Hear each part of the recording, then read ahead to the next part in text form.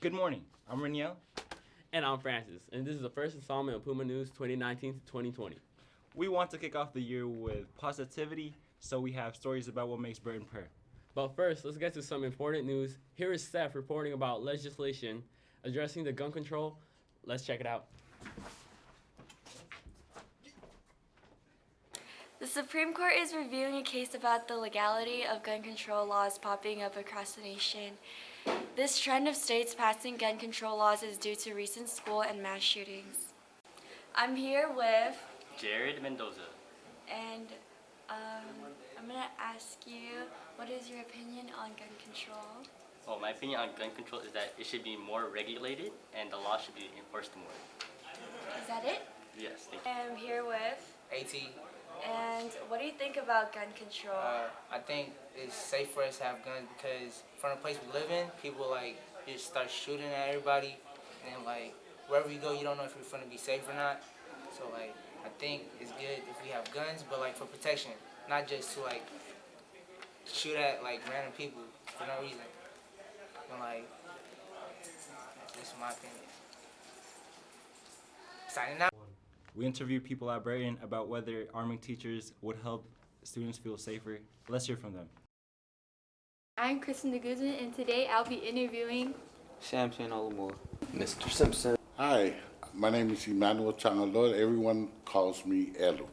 So, what do you think about having guns in the school? I think that's a bad idea to have guns in school because it gives the kids advantage to get a hold of weapons. So, what do you think about guns? In general, I'm anti-gun. I'm not a supporter of guns in any way. I think they are something that has caused a huge amount of problems in our country. We're one of the only countries that has so many guns and so many deaths related to guns. So I'm anti-gun. Do you think that guns could possibly have a way to affect the school positively? I know there's talk that having guns on site might make it safer. I don't agree. I don't think guns should be in a building where there are children. Guns can fall into the wrong hands. Guns can be stolen, and then used against us. I would prefer to have, if we had to do something more about what they call metal detectors or something, I guess, like that would maybe cut the chances of guns coming into the building, but I don't want any guns on my campus. So, what do you think about having guns in this school? Having guns in this school. It's really unsafe to have guns, period, at home and in school. In school, to me, it's just extra dangerous to have guns in the school. So, how do you think the students would feel about the staff having guns? How would students feel about staff having guns? That I don't know. It'll be mixed thoughts about that. But I'm sure the students wouldn't feel comfortable about teachers having guns. That's how I feel. Not having guns in the school, period, will be safe. But to have it here, then we're going to have to worry about students getting a hold of the gun. If they have access of grabbing their cell phone, teacher's cell phone, they might have ways of getting the gun. So that's how I feel. We're better off not having it. The year is off to a good start. Here is a segment on Burtonians purring. How do you use purr? For me, a big part about purring is making positive relationships with students. So one of the ways is I try to stand out in the hall before class and greet every student and build that personal connection as much as I can to utilize that in the class.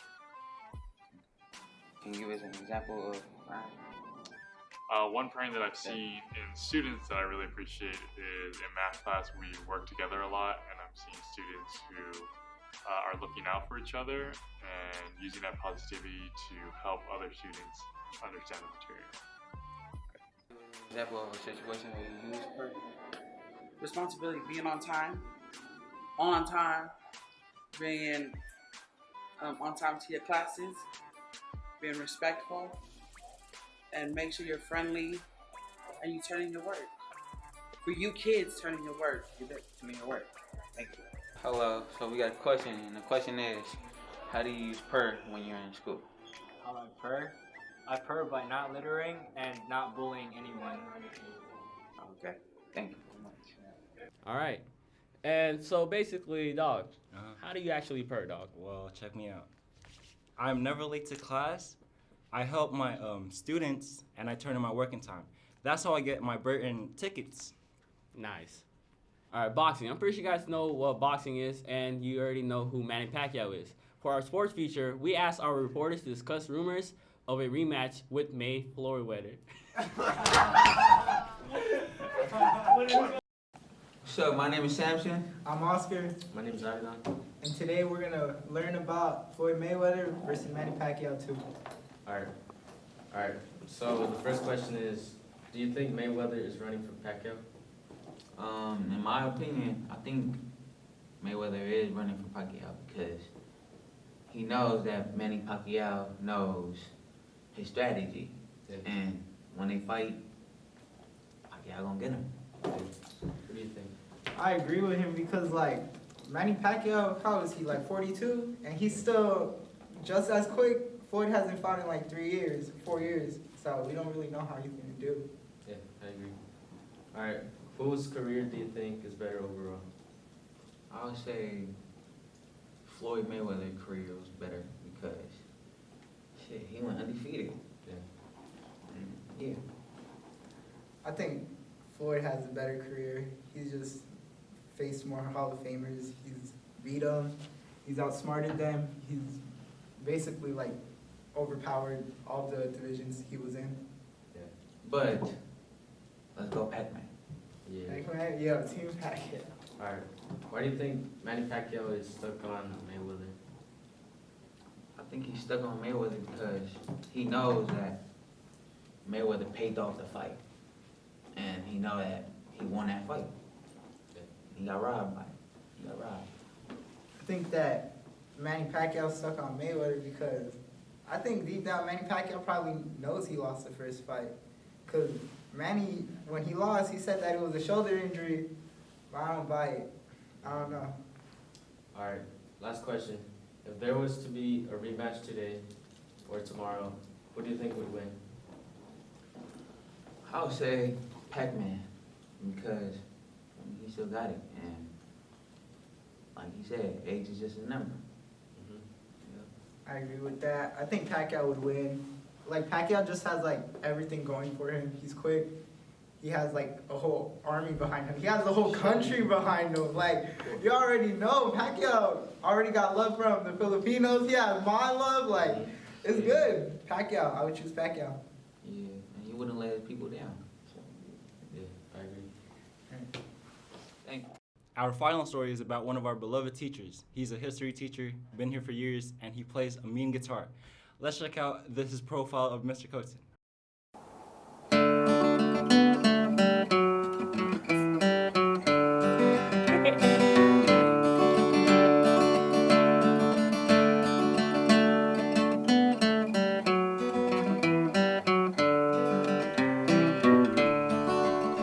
Hello, Liana. Hey, Mr. Cotsen. Good to see you today. Good to see you too. How you doing? Fantastic. Great. Fantastic. Well, I think a leader is someone who can set a good example for others, who can create a community around themselves, and really bring a positive good to their surroundings. Somebody who cares for others and improves the environment for everyone. I try to make a real effort here at Burton. For example, I think I really try to create a strong community in the classroom where everyone's voice matters. At the beginning of the year, we do a lot of community building. And I try to show to the students that everyone, no matter if they're an all-A student or an all-D student at Burton, that they deserve a voice and bring a really important opinion to the room. We create space for that, but I show students how valuable the diversity and different opinions are at our school.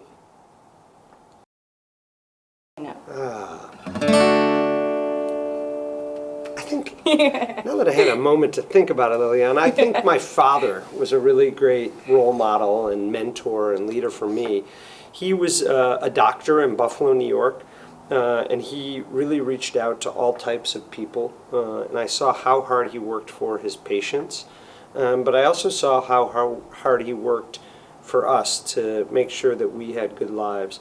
My mom had a really nice car. I remember she had an Acura, and it was all souped up. And my dad didn't even have a car. He had this old junky bike. He was really willing to sacrifice to make improvements in the world around him. And he was a good leader for me. I'm happy, Mr. Cotsen.